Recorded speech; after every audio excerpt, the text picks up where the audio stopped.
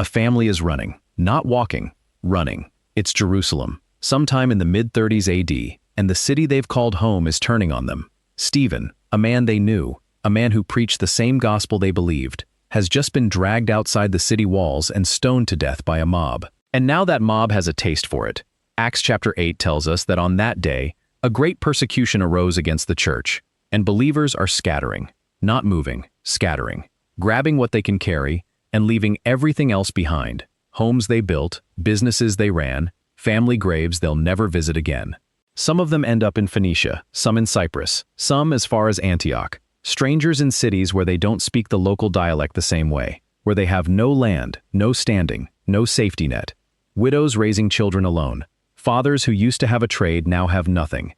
And back in Jerusalem, a man named James, the brother of Jesus himself, now leading what's left of the church there, hears about what's happening to his scattered people. So he does the only thing he can do from a distance. He picks up a pen, and the first real sentence he writes to these frightened, displaced, grieving people is not, "I'm sorry." It's not "hang in there," it's this, "count it all joy." To people who just lost everything.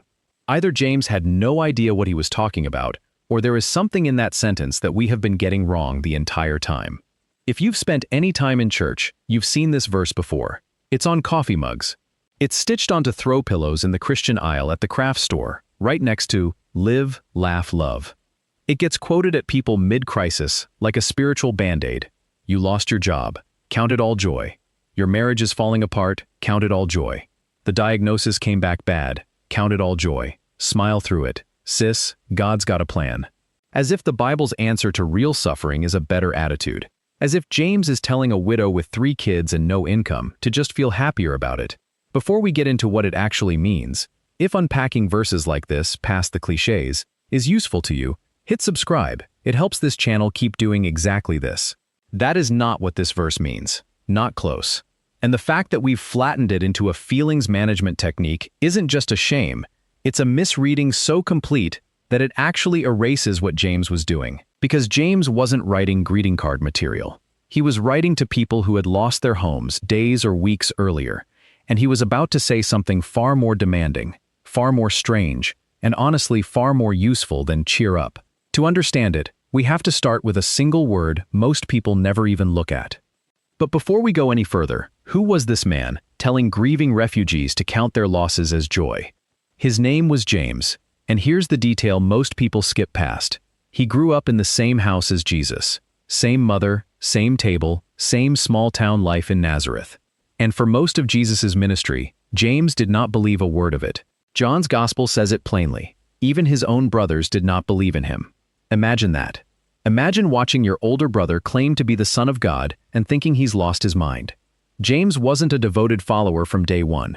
He was a skeptic. A brother standing on the outside, arms crossed, waiting for this to blow over. And then Jesus died. And then, according to Paul in 1 Corinthians 15, the risen Christ appeared to James personally. Whatever happened in that meeting, it broke something open. The skeptic brother became a believer, and not a quiet one. He rose to lead the church in Jerusalem itself, the epicenter of the entire movement. By the time he's writing this letter, James isn't a theorist. He's a man who watched his own brother die and rise, and who would later be dragged to his own death for refusing to stop saying so. Church history tells us he was thrown from the temple heights and stoned, martyred, for the very faith he once doubted. So this is not a man giving advice from comfort. This is a man who has buried people, who is watching his community get hunted, and who will eventually die for the same gospel he's asking others to hold on to. Now look at who he's writing to. James addresses his letter to the 12 tribes scattered abroad, Jewish believers pushed out of their homeland by persecution, now living as refugees across the Roman world. And later in this same letter, James doesn't let them, or us, forget what their daily life actually looked like. In James chapter 2 verses 6 through 7, he calls out the wealthy who drag poor believers into court and blaspheme the name of Christ over them. In James chapter 5 verses 1 through 6, he goes further. He condemns rich landowners who cheat laborers out of their wages, whose fields were harvested by workers crying out for pay that never came. This is who James is writing to. Not people having a bad week. People who had been forced from their homes, who were now poor in cities that weren't theirs, working for landlords who exploited them and courts that didn't protect them. That is the audience James looks in the eye and says, Count it all joy. So how does a man like that tell people like that to be joyful? The answer isn't in some hidden meaning of joy. It's in a word so ordinary you'd walk right past it. The word is count. In the original Greek, that word is hēgeomai. And here's the thing that changes everything once you see it. This is not an emotion word. It's not describing a feeling that rises up in your chest. Hēgeomai is an accounting term, a judgment term. It's the language of a person going over the books, weighing the evidence, and arriving at a conclusion. It's the same root idea behind the word hegemony: leadership, ruling judgment, deliberate evaluation. When ancient Greek writers used this word, they used it for generals assessing a battlefield, for merchants weighing the value of goods, for someone reaching a considered verdict rather than a passing mood. Paul uses this exact same word in Philippians chapter 3 verse 8, when he says he counts everything as loss compared to knowing Christ. Nobody reads that and thinks Paul is describing a happy feeling about losing everything. They understand immediately that Paul made a deliberate, reasoned decision about what actually has value. That's the same word James hands to a room full of refugees. So read the verse again with that lens. James is not saying, feel happy about your trials. He's saying, make a deliberate judgment about them. He's not asking for an emotional performance. He's asking for a verdict, a conclusion you arrive at with your mind, not a sensation you manufacture with your face. This is the hinge the entire verse turns on. Happiness is involuntary. You cannot command a grieving widow to simply feel delighted about her circumstances, and no honest reading of Scripture asks her to. But a judgment, a conclusion about what your suffering means and where it's leading, that's something you actually can choose. James isn't asking these scattered, grieving people to fake a smile. He's asking them to do something much harder and much more stable, to look at their situation honestly and decide, with clear eyes, what it's worth. And that raises the obvious next question. Worth for what? What exactly is James asking them to evaluate? To answer that, we need the second word James chooses just as carefully. The word translated trials is peirasmos, and this word has a double life in the New Testament. It can mean trial, or it can mean temptation, depending entirely on context. That's not a translation problem. It's a clue. Peirasmos comes from a root that means to test, to examine, to prove something by putting it under pressure. Think of a metallurgist testing ore, applying heat and force specifically to find out what it's made of, to burn off what's worthless and reveal what's real. That's the picture underneath this word. Not random suffering, not cruelty for its own sake. A test with a purpose, designed to reveal something and to produce something. And James knows exactly how loaded this word is, because watch what he does with it just a few verses later. In James chapter 1 verse 13, he uses a related form of this same word to talk about temptation. And he's careful to say God never tempts anyone toward evil. Same root word, two very different targets. A trial in James chapter 1 verse 2 is pressure from outside circumstances, testing what your faith is made of. A temptation in James chapter 1 verse 13 is an inward pull toward sin. James is doing something precise here. He's using one Greek family of words to describe two very different experiences, and he expects his readers to feel the difference. So when James tells his scattered, homeless readers to count their peirasmos as joy, he is not glorifying the pain itself. He's not saying suffering is good. He's saying the suffering is a test, and tests, unlike random cruelty, have a purpose behind them, an outcome they're building toward. Which means the real question isn't, why is this happening to me? It's what is this proving, and what is it producing? And James answers that in the very next verse. Here's what most people miss about this passage. They stop reading at James chapter 1 verse 2. They take "count it all joy" as a standalone command and never make it to the reason James gives for saying it. But James doesn't leave you guessing. He immediately tells you why this verdict makes sense. James chapter 1, verse 3.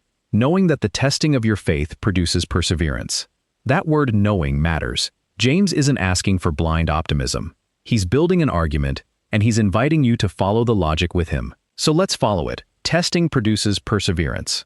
The Greek word here is hūpomone, and it doesn't mean gritting your teeth and waiting for pain to end. It literally means remaining under, not escaping the weight, not being rescued from it, but staying planted beneath it without collapsing. Think about what that actually requires. You cannot develop the capacity to remain under pressure without pressure. There's no substitute training ground for it. A person who has never been tested has no way of knowing whether their faith is a shallow root system or a deep one. and neither do they. The trial isn't just painful, it's diagnostic. It shows you and builds in you something that comfort never could. Then James chapter 1 verse 4 takes it one step further, and this is where James makes his real point. Let perseverance finish its work, so that you may be mature and complete, not lacking anything. Two words are doing enormous work here. Mature is the Greek teleios. It doesn't mean flawless, it means fully developed, having reached the purpose you were made for. Think of fruit that's teleios, not perfect looking, but ripe, ready, at the point it was always growing toward. And complete, holokleros, literally means whole in every part, nothing missing, nothing broken off. It's a word used elsewhere for a sacrifice with no defect, an offering that's entirely intact. Put those together, and James's argument becomes almost mathematical. Trial produces perseverance. Perseverance, if you let it finish its work. And notice that phrase, let it finish, implying you could also cut the process short. Perseverance produces a person who is fully developed and missing nothing essential. In other words, James is telling these homeless, grieving, exploited believers that the very thing crushing them right now is, if they let it run its course, the mechanism by which God is going to make them whole in ways comfort never would have. This is the engine of the whole verse. It's not suffering is secretly good. It's suffering, endured rather than escaped, is productive. A farmer doesn't rejoice in the storm because storms are pleasant.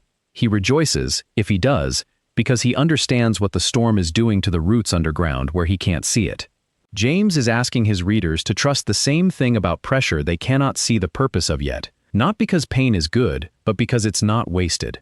And that's the piece that changes how you have to read James chapter 1 verse 2. Count it all joy was never a command to feel good about your losses. It was a command to trust the process those losses were unlocking, a maturity, a wholeness, that comfort alone could never have built. But let's not move past this too quickly, because there's a version of this teaching that skips the pain to get to the lesson faster, and that version is a lie. Picture someone getting the call. The diagnosis is worse than they hoped, or the letter arrives. The position has been eliminated, effective immediately, after 11 years of showing up early and staying late. Or it's the phone ringing at 2 a.m., the kind of call that changes which tense you use when you talk about someone you love. In that moment, nobody needs a Greek word study. Nobody needs to be told that hupomone means remaining under pressure. What they need is to grieve, fully, without a verse being used to rush them past it. James knew this. He wasn't writing from a distance to people he'd never met. He was writing to people whose faces he probably remembered, whose homes he may have visited before they were forced to leave them. And he still said count it joy, not because their loss didn't matter, not because grief is a lack of faith, but because he trusted something about where the process leads that they couldn't see yet from inside the wreckage. This is echoed almost exactly by another writer, in another letter, to another group of scattered, suffering believers. Peter writes to Christians facing real persecution, and he says something remarkably close to James, that they rejoice, though now for a little while, if necessary, you have been grieved by various trials. Notice what Peter doesn't do. He doesn't say the grief isn't real, he names it directly. You have been grieved, in the very same breath as the word rejoice. The two aren't opposites replacing each other. They're sitting in the same sentence, at the same time, in the same person. Peter goes on to say, this testing is more precious than gold refined by fire. Again, not denying the fire is real, or that it burns. That's the honest picture. The joy James is describing was never meant to cancel out the grief of losing your home, your health, your person. It sits next to the grief. It doesn't replace it. A person can weep for what they lost and still hold a settled trust about where the process is taking them. Those two things are not in competition, no matter how much our culture insists that real faith should look like a dry face and a plastered-on smile. If you are in the middle of something right now that has taken your breath away, James is not asking you to pretend it doesn't hurt. He buried people too. He is asking you to trust that the hurt is not the end of the story, that something is being built in you that the easy years never could have built.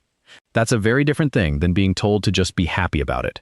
If you're in a season like that right now, I'd genuinely like to know. Drop it in the comments. Sometimes just naming it helps, and I do read every one. Now, precisely because this verse has been so badly misused, we need to be just as clear about what James is not saying as what he is. This is not permission for anyone to tell a person in an abusive marriage to smile through it, or to tell someone being mistreated by an employer to be grateful for the exploitation.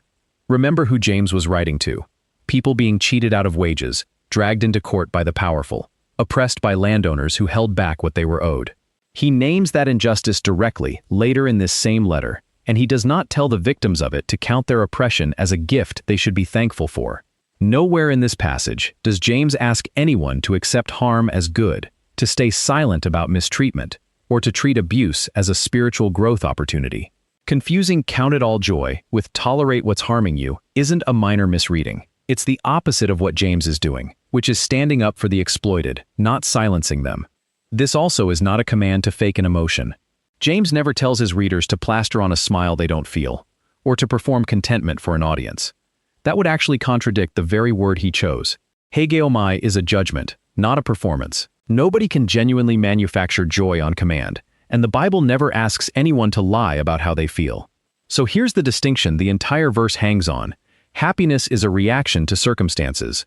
It rises and falls with what's happening to you, and it is, by definition, something you cannot fully control.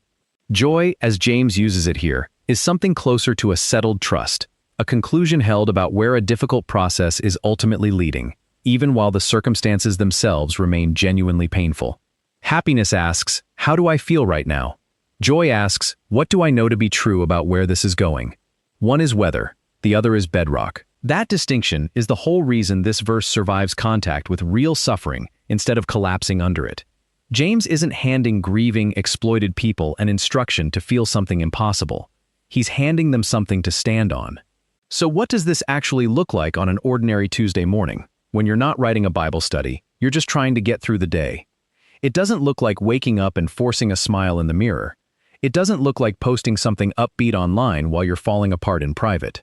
Counting it joy, in the sense James means it, is quieter than that, and it's more like a practice than a performance. It looks like naming the trial honestly first, not minimizing it, not spiritualizing it away with a verse before you've even let yourself feel it. If the job is gone, say the job is gone, and let that be as hard as it is. James never asks you to skip that step. Remember, he's writing to people who lost everything, and he doesn't pretend otherwise anywhere in this letter. Then it looks like asking a different question than the one pain usually asks first. Pain asks, "How do I make this stop?" James is inviting you to also ask, "What is this building in me that comfort never could?" Not instead of seeking relief, where relief is available. James isn't against healing, against justice, against a person fighting to fix what's broken. But alongside that effort, there's a second track running, a willingness to let the hard season do its slow work of building perseverance rather than treating the discomfort as pure emergency to be escaped by any means necessary. It looks like remembering that the goal isn't the trial. It's what James chapter 1 verse 4 calls being mature and complete, lacking nothing. So on a hard Tuesday, the practical move is to ask what a person who has let this season do its work might look like on the other side. More patient with people who used to irritate you, less rattled by things that used to knock you flat. Steadier under pressure because you've actually been under pressure and didn't break. That's not a hypothetical. That's the specific shape James says this process is aiming at. And it looks like holding your grief and your trust in the same hand, the way Peter did, grieved and rejoicing, in the same breath, without either one canceling the other out. On a Tuesday morning, that might just mean getting out of bed, doing the next necessary thing, and quietly telling yourself the truth. This is hard, and it is not wasted. Not, "This is good," not, "I feel fine," just, "It is not wasted." That sentence is something you can actually believe on your worst days, because it doesn't ask you to lie about how you feel. It only asks you to trust where the process is going. That's the whole difference between gritted teeth positivity and what James is actually describing. One demands a feeling you don't have. The other only asks for a verdict you can actually reach, even through tears, even in the middle of the wreckage, even on a Tuesday that feels like it will never end. So let's bring this all the way back to where we started. A family running from Jerusalem with nothing but what they could carry, and a letter arriving that told them to count it all joy. 3 things to walk away with. First, joy was never happiness in disguise. Count is a verdict, not a feeling, a deliberate judgment you're capable of reaching even when your circumstances give you nothing to feel good about. James never asked a grieving, homeless people to fake a smile. He asked them to reach a conclusion. Second, the trial isn't the point. What it produces is. Testing builds perseverance.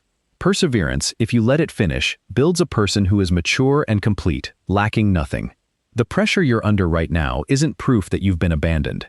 It might be the exact mechanism by which something in you is being finished that comfort alone never could have built. Third, joy and grief were never enemies. You do not have to choose between honestly naming how much something hurts and quietly trusting that it isn't wasted. James buried people. Peter wrote to the persecuted. Neither of them asked anyone to stop crying in order to start trusting. They held both at once, and so can you. So if you're in a season right now that has knocked the wind out of you, the diagnosis, the job that's gone, the relationship that ended, the grief that hasn't lifted, James isn't standing over you demanding a smile you don't have. He's a man who lost his own brother, doubted him, watched him die, watched him rise, and eventually died the same violent death himself for refusing to stop believing it mattered. And what he wants you to know, from the other side of his own suffering, is this: the trial is not the end of your story. It's the place where the rest of your story is quietly being built. If this gave you a verse back that you thought you already understood, that's what this channel is for. Subscribe, and I'll see you in the next one. God bless you.